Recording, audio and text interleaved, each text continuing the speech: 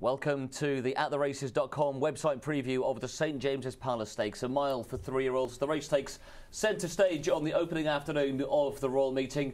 And let's have a look at the key contenders for the 2012 St James's Palace Stakes. And topping the bill for Aidan O'Brien is Power, winner of the Irish 2,000 guineas. Dragon Pulse is in there alongside Born to Sea, Fencing, Brian Meehan's Cogito, Foxtrot Romeo, who was second to Power last time out. Daddy Longlegs, another one for Aidan O'Brien.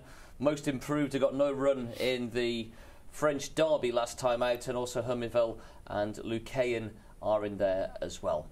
The Irish Guineas, the Irish 2,000 guineas, is the key race to this. Several of the horses clashed, and we saw Jason a massive step forward from Power from his run at Newmarket to go on and win at the Curragh. Yeah, just slightly. I think he stepped forward to the tune of about 37 lengths, didn't he? He absolutely rocketed to the front as far as the Curragh was concerned. I like the way that Joseph gave him another confident ride. Now, if you think that we're up at Group 1 level, classic level, the way that he was able to dance through his horses was pretty impressive indeed. I do feel as if Daddy Longlegs, I've got a lot of time for him. I do feel as if he was really sort of laid out there as far as the race was concerned, and he was always going to find it very, very tough to get home. But Power, a massive, massive improvement from one run to the next.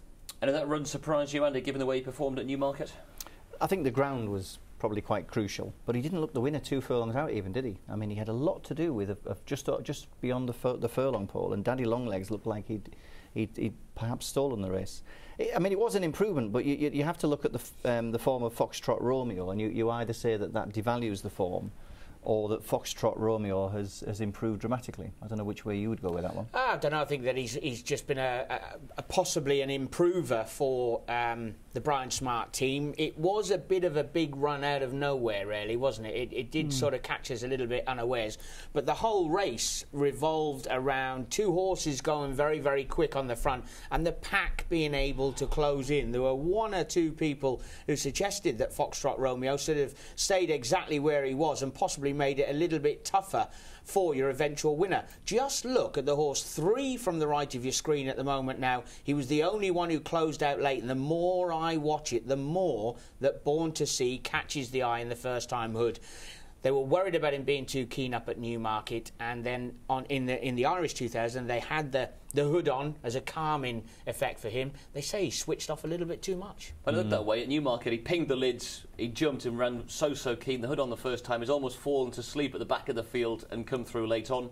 Was that a run that's impressed you, Andy, as a horse who certainly has had plenty of potential and been very well hyped through his quite short career? Yeah, and I think it'd be interesting if Jim Bolger perseveres at this level and comes again, because you know he wouldn't want to waste the ticket, would he? And bringing him up.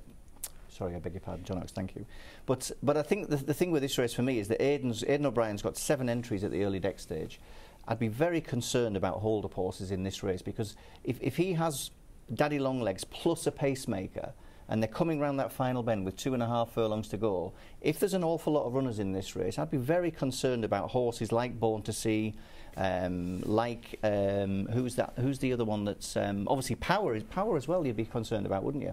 Big field. In a big field, I think Daddy Longlegs, if they're looking at this race, this could be the race where Daddy Longlegs has its best chance of winning a Grade 1 for me. Yeah, it's probably true, because we've got so many horses that the form ties in together, basically. They're on top of each other. Well, if we look away from the Irish 2000 guineas, the likes of Cogito's in there for Brian Meehan. He's 2 from 2 so far. Fencing for John Gosden, ran a good race in the Dante, coming back down in distance. Any of those that would be in with a bit of a squeak? Yeah, possibly. Fencing, I know that Tom Segal is pretty warm on his chances, and we did see him, of course, chasing 4 3/4 lengths behind Bonfire.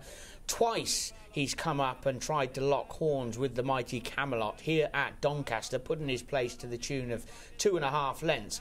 But he's a horse who's definitely got a big race in him. He has got a big one in him. I do feel that up at Newmarket he was only beaten 6 lengths, of course, behind Camelot. So if you take in horses coming forward off the back of that, we look at Power.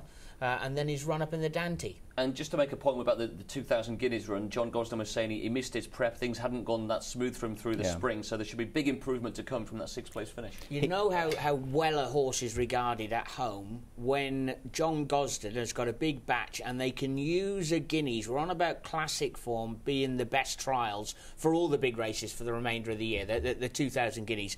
And when he can run him in there with an eye to future without doing the horse damage, that suggests he's very good. I think there'd be, I think the same thing with fencing, that you've got a horse dropping back from 1.25 miles, looked like a blatant non-stayer that day. They're going to drop him in here. Again, it is a wide open race, but I personally would have some concerns about any horse that's going to be held up off the pace here. So the likes of Born to Sea and Fencing both have run good races so far this season. They've both got big races in them, but it's selection time for the St James's Palace, and Andy Gibson, the winner of the St James's Palace, please. Well, actually, we haven't mentioned a horse that I'm quite interested in called Dragon Pulse, who was 9th in the French 2,000 Guineas. He hadn't been out the first 2 before that. He finished next to Power as a 2-year-old. He beat Parish Hall as a 2-year-old. Parish Hall was next to Power again in the Dewhurst. There's not a lot between a lot of these horses, but Power is in the market as if he's miles ahead of them. Typical of an Aidan O'Brien horse. He's about 11-4. He's far too short. We've got to have something. We've got to have a pop at something at a big price here. Dragon Pulse probably would be the number 1 for me.